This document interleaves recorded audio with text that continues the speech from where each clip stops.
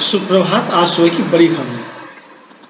कांग्रेस सांसद राहुल गांधी आगामी 30 सितंबर को मध्य प्रदेश के शाजापुर जिले में एक जनसभा को संबोधित करेंगे। पार्टी के एक पदाधिकारी ने कल यह जानकारी दी। उन्होंने कहा कि कांग्रेस के पूर्व अध्यक्ष और वायनाड से सांसद श्री गांधी काला पीपल शहर में सार्वजनिक सभा को संबोधित करेंगे।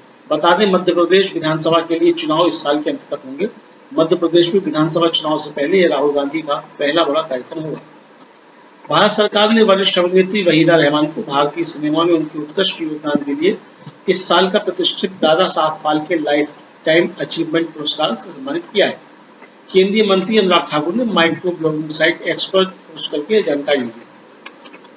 तृणमूल कांग्रेस के राज्यसभा सांसद साकेत गोखले ने प्रधानमंत्री नरेंद्र मोदी की उस टिप्पणी पर केंद्र सरकार से स्पष्टीकरण मांगा है जिसमें प्रधानमंत्री ने कहा था कि कांग्रेस अरविंद नक्सलियों को आउटसोर्स कर रही है। समाजवादी पार्टी के राष्ट्रीय अध्यक्ष अखिलेश यादव ने कहा है कि भारतीय जनता पार्टी चुनाव में हेराफेरी कर सत्ता पर कब्जा बनाए रखना चाहती है। इन्होंने संवैधानिक संस्थाओं को नुकसान पहुंचाया है। इनका एजेंडा सिर्फ सत्ता का दुरुपयोग करना है। विधानसभा चुनाव में भाजपा ने षड्यंत्र कर समाजवादी पार्टी के समर्थकों के वोट कटवाए। राष्ट्रपति द्रौपदी मुर्मू मध्य प्रदेश के इंदौर में भारत स्मार्ट सिटी पुरस्कार प्रतियोगिता 2022 के विजेताओं को आज पुरस्कार प्रदान करेंगी। ये पुरस्कार भारत स्मार्ट सिटी सम्मेलन के दौरान दिए जाएंगे। 2 दिन के सम्मेलन का आयोजन आवासन और शहरी कार्य मंत्रालय कर रहा है। पंजाब की एक अदालत ने कल राज्य के पूर्व वित्त मंत्री और भारतीय जनता पार्टी के नेता मनप्रीत बादल के खिलाफ गिरफ्तारी वारंट जारी किया। वो भटिंडा में एक संपत्ति की खरीद में कथित अनियमितताओं के आरोप का सामना कर रहे हैं। विदेश मंत्री सुब्रमण्यम जयशंकर ने यूएन महासभा के 78वें सत्र को संबोधित करते हुए कहा है कि एक ऐसे दौर में जब दुनिया अभूतपूर्व उथल पुथल के दौर से गुजर रही है, पूर्वी और पश्चिमी जगत के बीच ध्रुवीकरण बढ़ता जा रहा है और वैश्विक उत्तर व वैश्विक दक्षिण के बीच की दरार गहरी हो रही है। मौजूदा चुनौतियों से निपटने के लिए कूटनीति व संवाद ही कारगर समाधान है।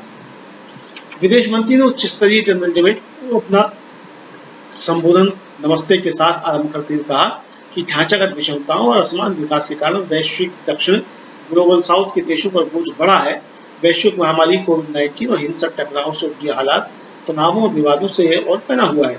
इसके परिणाम स्वरूप हाल के समय में दर्ज की प्रगति को धक्का पहुंचा है। टिकाऊ विकास के लिए संसाधन जुटाने में गंभीर चुनौतियां उत्पन्न हुई है और अनेक देशों के लिए गुजारा कर पाना कठिन हो रहा है। विश्व स्वास्थ्य संगठन WHO ने धूम्रपान और वेपिंग पर प्रतिबंध लगाने का आह्वान करते हुए चेतावनी दी है कि युवजन को निर्दयता से तंबाकू और निकोटीन उत्पादों का निशाना बनाया जा रहा है, चाहे फिर वो कक्षा के भीतर हो या बाहर खेल रहे हो या स्कूल बस के इंतजार में खड़े हो। संयुक्त राष्ट्र स्वास्थ्य एजेंसी के अनुसार तंबाकू उद्योग के इस दृष्टिकोण के कारण ई सिगरेट का प्रयोग बढ़ता जा रहा है। 10 में से 9 जन 18 साल की उम्र से पहले धूम्रपान करना शुरू कर देते हैं और कई तो 11 साल की छोटी उम्र में ही इस लत की चपेट में आ जाते हैं। WHO ने कहा, चूंकि बच्चे अपने दिन का लगभग एक तिहाई समय स्कूल में बिताते हैं, यहीं पर उन्हें साथियों के दबाव का सामना भी करना पड़ता है, इसलिए स्कूलों की भूमिका इसमें काफी महत्वपूर्ण हो जाती है। WHO ने कहा कि स्कूल बच्चों द्वारा धूम्रपान और तंबाकू व निकोटीन के उपयोग की गंभीर समस्या से निपटने के लिए विशिष्ट महत्वपूर्ण स्थिति में है। संयुक्त राष्ट्र प्रमुख एंटोनियो गुटेरेस ने कहा है कि भू राजनीतिक अविश्वास और प्रतिस्पर्धा ने परमाणु जोखिम शीत युद्ध के समय के स्तर पर पहुंचा दिया है। ऐसे में परमाणु शस्त्रों का संपूर्ण उन्मूलन ही एक शांतिपूर्ण भविष्य की दिशा में एकमात्र रास्ता है। यूएन महासचिव ने यह बात परमाणु हथियारों के संपूर्ण उन्मूलन के अंतर्राष्ट्रीय दिवस पर कही है। यह दिवस प्रत्येक वर्ष 26 सितंबर को मनाया जाता है। श्री गुटेरेस ने आगाह करते हुए कहा कि परमाणु शस्त्रों के प्रयोग, प्रसार और परीक्षण को रोकने के लिए अनेक दशकों के दौरान हासिल की गई प्रगति को व्यर्थ बनाया जा रहा है। उन्होंने परमाणु निरस्त्रीकरण और अप्रसार की एक मजबूत व्यवस्था का आह्वान किया है। चीन के हांगझोउ में 19वें एशियाई खेलों में कल भारत ने तीसरा स्वर्ण पदक जीता। घुड़सवारी की ड्रेसिज टीम स्पर्धा में सुदीप्ति हजेला, दिव्या कीर्ति सिंह, हृदय छेदा और अनुषा अग्रवाल की चौकड़ी ने पहला स्थान हासिल किया। थी सुर्खियां और अब बात आज की सबसे बड़ी खबर की। लोकसभा में दानिश अली पर अपशब्द की बौछार करने वाले बीजेपी सांसद रमेश भेदुड़ी पर कार्रवाई होती नहीं दिख रही है। सिर्फ नोटिस और चेतावनी से ही काम चलाया जा रहा है। दूसरी ओर दानिश अली पर जरूर कार्रवाई की तैयारी शुरू हो गई है।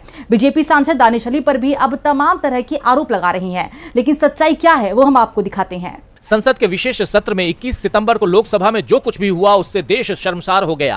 बीजेपी सांसद रमेश भिधुड़ी बीएसपी सांसद दानिश अली पर आपत्तिजनक भाषा का इस्तेमाल कर रहे थे। आप जानते हैं कि लोकसभा की कार्यवाही लाइव होती है, ऐसे में तुरंत ही रमेश भिधुड़ी का वीडियो वायरल हो गया। भिधुड़ी पर कार्रवाई की मांग हुई तो केंद्रीय मंत्री राजनाथ सिंह ने खेद जता दिया। लोकसभा अध्यक्ष ने भी चेतावनी से काम चला लिया और विपक्ष की ओर से ज्यादा दबाव पड़ा तो बीजेपी अध्यक्ष जेपी नड्डा ने नोटिस जारी कर दिया। कार्रवाई कहीं भी नहीं हुई, उल्टा दानिश अली पर बीजेपी के सांसद निशिकांत दुबे ने बड़ा आरोप लगा दिया कि दानिश ने पीएम मोदी के लिए अभद्र भाषा का इस्तेमाल किया।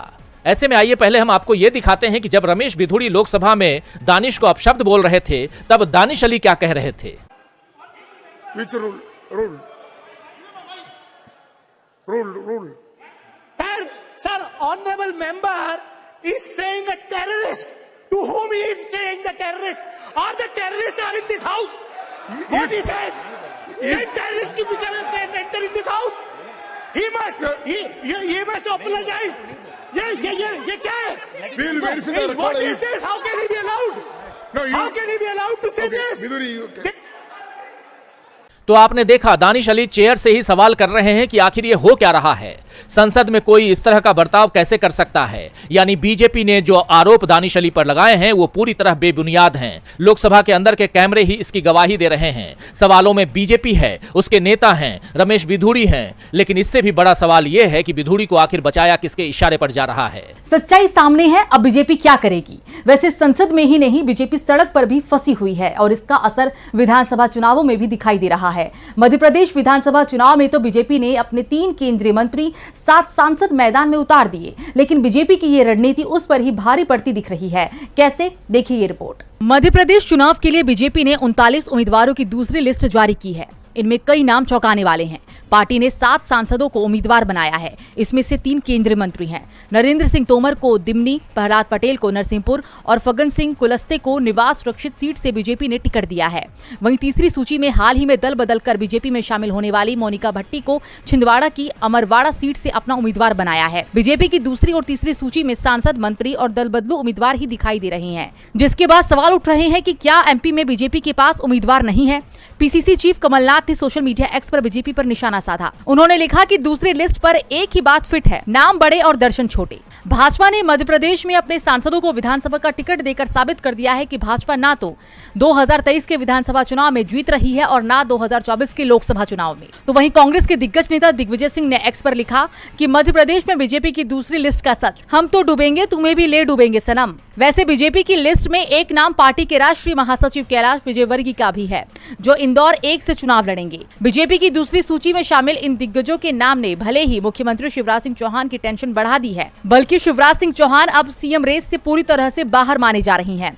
ये तय माना जा रहा है कि अगर बीजेपी हारी तो हार की पूरी जिम्मेदारी शिवराज के सिर पर रख दी जाएगी। अगर जीत गई तो फिर शिवराज की जगह दूसरे चेहरे को सीएम बनाया जाएगा। मुश्किल में बीजेपी ही नहीं बल्कि पीएम मोदी भी दिखाई दे रही है, क्योंकि उनकी सरकार जो भी योजना लाई वो फेल हो गई। ऐसे में अब चुनाव प्रचार में पीएम मोदी भी जनता को अपनी सरकार की उपलब्धियां नहीं गिना पा रही हैं, सिर्फ कांग्रेस को ही कोसते हुए नजर आ रही हैं। लेकिन ये दांव भी कामयाब होता नहीं दिख रहा है। इसे लेकर कांग्रेस ने पीएम को घेर लिया है।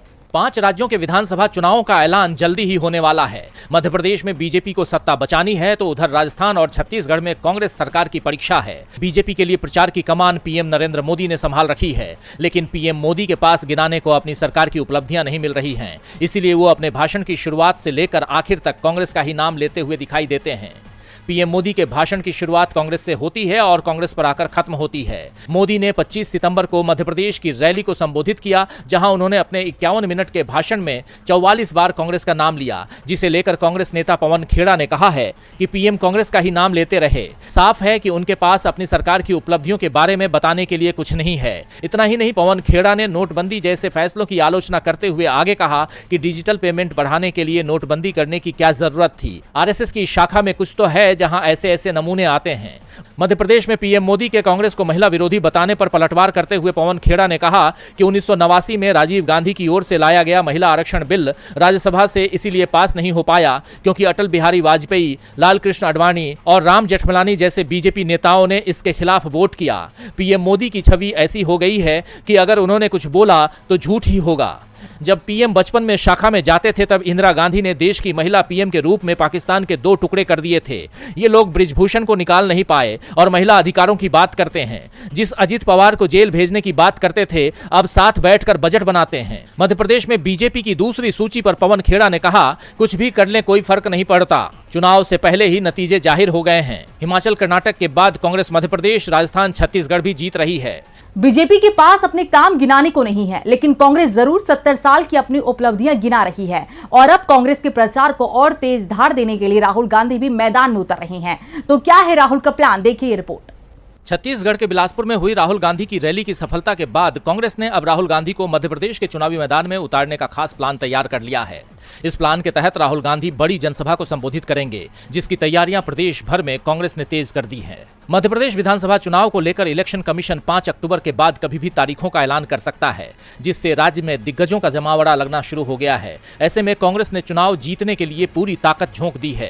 कांग्रेस की जन आक्रोश यात्राओं की सफलता के बाद अब बारी 7 विभिन्न क्षेत्रों में रैलियों की है और 7 दिग्गज इसका नेतृत्व कर रहे हैं। वहीं केंद्रीय नेताओं का दौरा भी शुरू हो गया है। कांग्रेस के पूर्व अध्यक्ष राहुल गांधी इस महीने के अंत में मध्य प्रदेश का दौरा करेंगे। राहुल गांधी 30 सितंबर को शाजापुर जिले के कालापीपल में बड़ी सभा करेंगे। विधानसभा चुनावों को लेकर मध्य प्रदेश में राहुल गांधी की पहली जनसभा होगी। इससे पहले पिछले साल के आखिर में राहुल गांधी की भारत जोड़ो यात्रा मध्य प्रदेश से गुजरी थी, जिसमें लोगों की जबरदस्त भीड़ जुटी थी और अब राहुल गांधी के दौरे के कार्यक्रम तय होने के साथ ही मध्य प्रदेश में एक बार फिर से कांग्रेस कार्यकर्ता उत्साह में दिखाई दे रहे हैं और दावा किया जा रहा है कि राहुल गांधी की यात्रा के बाद अब मध्य प्रदेश में पार्टी जल्दी ही उम्मीदवारों के नामों का ऐलान कर देगी। यानी अब मध्य प्रदेश में कांग्रेस के चुनाव अभियान की कमान राहुल गांधी संभाल रहे हैं। राहुल की रणनीति से मध्य प्रदेश में कांग्रेस को मजबूती मिलना तय माना जा रहा है। दूसरी ओर बीजेपी के सहयोगी दलों की रणनीति ने राजस्थान में बीजेपी को नुकसान पहुंचाने की तैयारी कर ली है।